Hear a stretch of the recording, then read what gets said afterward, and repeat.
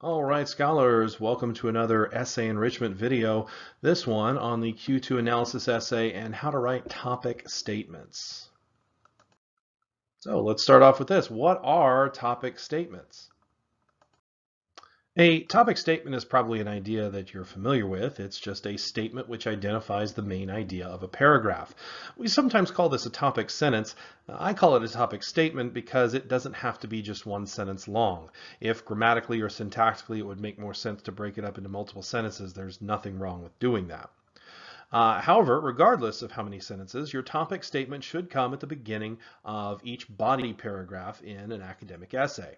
It should act as the claim for that body paragraph's argument. It should be the idea that the rest of that paragraph is focused on supporting with evidence and with reasoning. So, what should topic statements be about on a Q2 essay? Well, that depends on your method of organization on that Q2 essay. If you organized around techniques and devices, then your topic statements would identify the specific technique or device and briefly state what it's used to do in that particular strategy. If your paragraphs are organized around the various effects on audience, that means that the topic statement for each body paragraph would need to identify that effect that the writer is trying to achieve.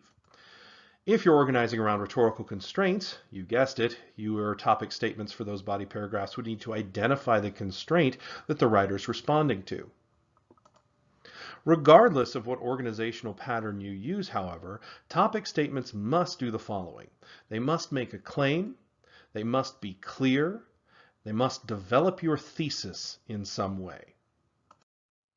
All right, let's take a look at some examples of topic statements in an essay organized by devices and techniques. Here, the topic statement is again identifying the specific device and technique that the paragraph is about and briefly state what it is used to do.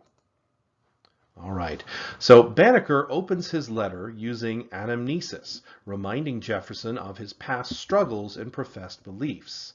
In the first paragraph, he asks Jefferson to, quote, recall to his mind that time in which the arms and tyranny, etc., etc., etc.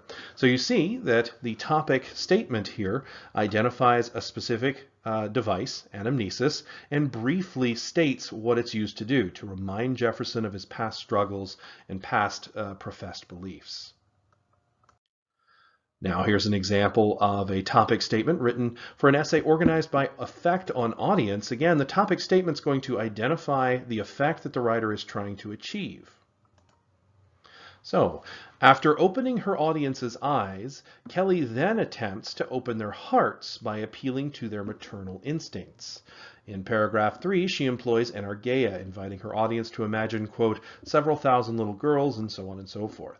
Here, after a transition phrase, the topic statements identifies a specific way in which the writer is trying to persuade the audience, the effect that she is trying to achieve here.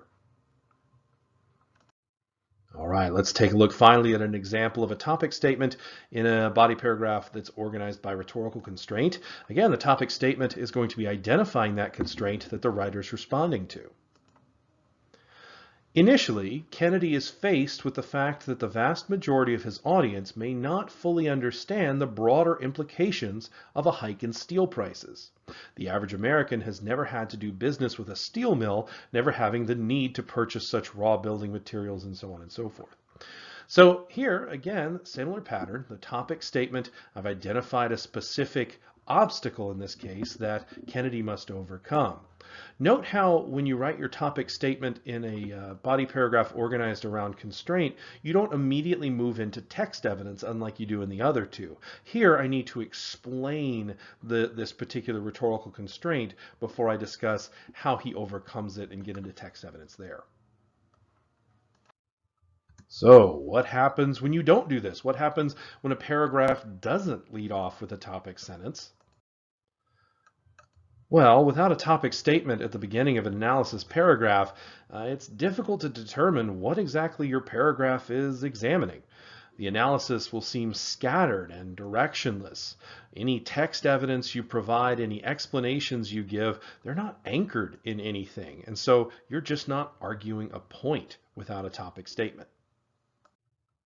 So let's talk about some places where students go wrong and how they can fix them. A lot of students will often just skip their topic statement altogether and jump right into giving text evidence. This is a problem that I see over and over and over again as I grade these Q2 essays. Best way to fix that is to make sure that you're always focusing your paragraphs on what the writer does and not what the writer says. Oftentimes when a student skips a topic statement and jumps into text evidence, they're starting off with a statement that defines or identifies something the writer is saying, which then lapses into summary very easily, or if not summary, directionless analysis. Another thing students can often do wrong is by simply identifying the use of a device or technique without commenting on what it actually does. So this only applies to when you organize an essay around devices and techniques, but if you just start off with a topic statement that says Benjamin Banneker uses anamnesis, that's not an effective enough topic statement because it's not actually, then the burden on you just becomes to prove that he uses anamnesis, and that's not what the essay is about. It's about how he uses those devices. So you want to make sure that you always note what the device or technique is used to do, albeit briefly. Remember, you don't have to go into great detail yet because you need to save the explanation for later in your paragraph. Finally, another area where many students go wrong is identifying something that doesn't develop their thesis. And this is really just a general writing technique. If you ever start writing something in the body of your essay that is not developing your thesis, you have two options. Either stop writing about that or go back and change your thesis. Yeah, you want to keep that thesis in mind as you write everything in the body of your essay. All right, scholars, that's it for this e-lesson video. Thank you for all of your hard work. As always, make sure you contact me with any questions, and I'll see you when I see you.